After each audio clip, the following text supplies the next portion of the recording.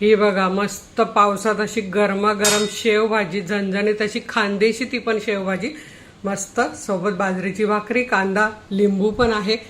तर नमस्कार, मी अनिता केदार रेसिपीज मराठीमध्ये तुमचं मनापासून स्वागत आहे. तर चला आज बघूया मस्त झणझणीत चवदार अशी खानदेशी शेवभाजी. ही बघा मस्त पावसात अशी गरमागरम शेवभाजी, झणझणीत अशी खानदेशी ती पण शेवभाजी मस्त, सोबत बाजरीची भाकरी, कांदा, लिंबू पण आहे. तर नमस्कार, मी अनिता केदार रेसिपीज मराठीमध्ये तुमचं मनापासून स्वागत आहे. तर चला आज बघूया मस्त झणझणीत चवदार अशी खानदेशी शेवभाजी.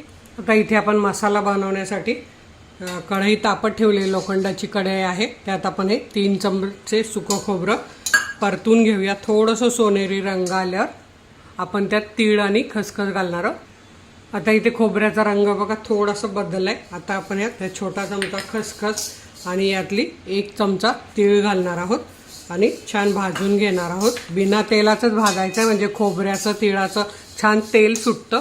आता हे आपण सोनेरी रंग येईपर्यंत भाजून घेऊया. तीळ, खसखस, खोबरं छान सोनेरी रंग आलाय. आता आपण काढून घेऊया. जास्त पण काळं करायचं नाही, नाहीतर कडवट भाजी लागते.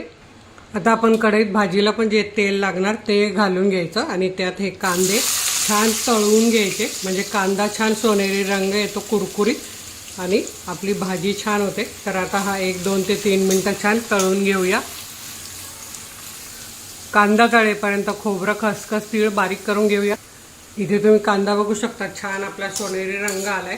तर काय करायचं, कांदा असा साईडला घ्यायचा आणि पूर्ण तेल काढून घ्यायचं. हे बघा तेल जसं तसं राहतं, आपल्याला भाजीला तेच उपयोगी होतं. आता मी कांदा ताटात काढून घेते आणि थंड करून घेते. आता इथे तुम्ही बघू शकता आपला तीळ, खोबरं आणि खसखस आहे. त्यात आपल्याला घालायची आहे कोथिंबीर अर्धी वाटी. परत हे आलं, लसूण, कढीपत्ता आणि हा संपूर्ण कांदा यात घालून घ्यायचा. थंड झालेला आहे. यात घालायची ही 1 चमचा शेव. तर ही बघा अशी 1 चमचा शेव आणि छान आहे बारीक करून घ्यायचं, त्यामुळे आमटी छान चवदार होते. तर इथे तुम्ही बघू शकता इतका छान सुगंध येतो. असा तुम्ही मसाला नक्की बनवून ठेवला तर तुम्ही चण्याची आमटी, काळ्या वाटाण्याची आमटी, हिरव्या वाटाण्याची आमटी अगदी मस्त बनवू शकतात. फक्त ऐन टायमाला टोमॅटो घ्यायचा, बारीक करायचा आणि घालायचा आणि हा मसाला टाकायचा.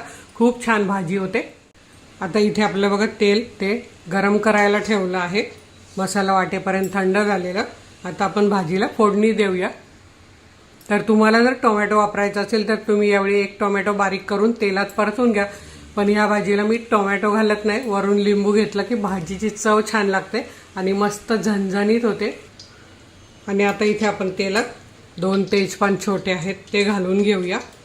सुगंध छान येतो. आणि आपण जे वाटून घेतलंय ते घालूया.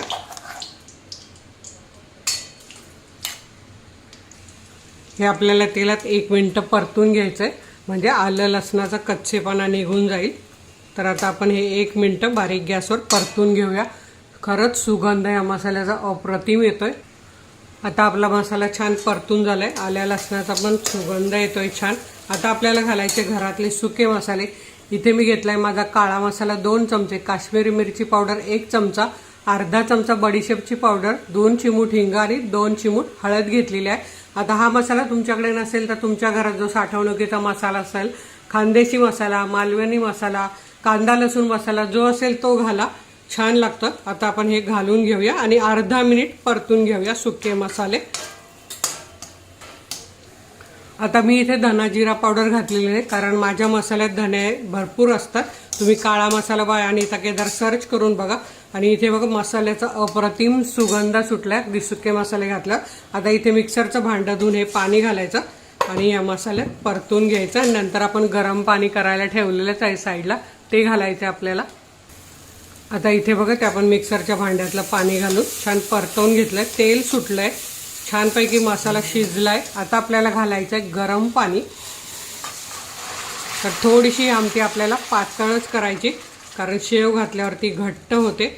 आणि शेव कधी घालायची तेही मी तुम्हाला सांगते. आता आपलं राहिलं आहे ते चवीप्रमाणे मीठ. तर आता आपण इथे मीठ घालून घेऊया आणि भाजी 1 मिनिटभर उकळू देऊया. ही छान तेल सुटेपर्यंत मस्त तेलाची तरी येईल वर. आता इथे आपली भाजी एक 2 मिनटं उकळून झालेली आहे. तिथे तुम्ही बघू शकता छान तरी आलेली आहे. आता मी गॅस बंद करते आणि आपण काढून घेऊया. आता आपल्याला काय करायचं, जेव्हा जेवायला बसायचं तेव्हा ही आमटी अशी बघा मस्त तरी तुम्ही बघू शकता किती छान आलेली आहे. तर एका प्लेटमध्ये आधी ही शेव घालून घ्यायची. ही बघा किती छान तरी आलेली आहे, तुम्हाला दिसतच असेल. गरम पाणी घातल्यामुळे छान तरी येते आणि असा मसाला वाटला तर तुमच्या घरचे नक्कीच भाजी आवडीने खातील. तर ही बघा अशी शेवेवर ही भाजी घालून घ्यायची आहे. जेव्हा जेवायला घ्यायचं तेव्हा अशी भाजी घ्यायची मस्त. इथे मस्त पाऊस पडतो आहे तर गरम गरम अशी बाजरीची भाकरी आहे.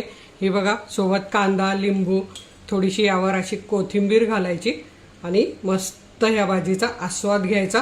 आणि तुम्ही खरंच म्हणाल की खूप छान भाजी लागते. तुम्ही मला नक्की रिप्लाय करणार आहे मला माहीत आहे. तर वेळात वेळ काढून व्हिडिओ बघितल्याबद्दल तुमचे मनापासून धन्यवाद. अशाच माझ्या छान छान रेसिपी बघा, बनवा, खा आणि हेल्दी राहा. धन्यवाद.